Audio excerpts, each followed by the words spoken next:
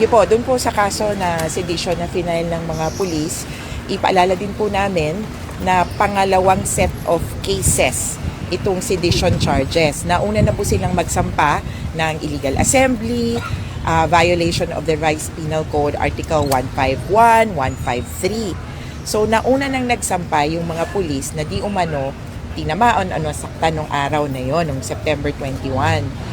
Ito pong panibagong kaso ng sedition na mas matindi.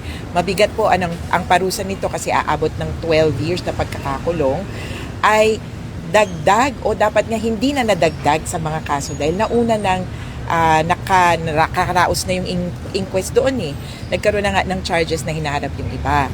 Kaya talagang from a legal point of view, kabasu-basura po itong sedition charges na kumbaga ulit ng nauna ng charges.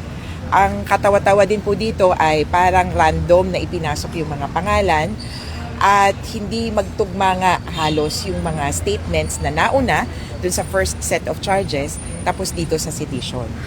Kaya kung kami po, sayang ang rekurso ng gobyerno sa pagsasampa ng panibagong kaso, samantalang ang dapat iniimbestigahan ay yung korupsyon.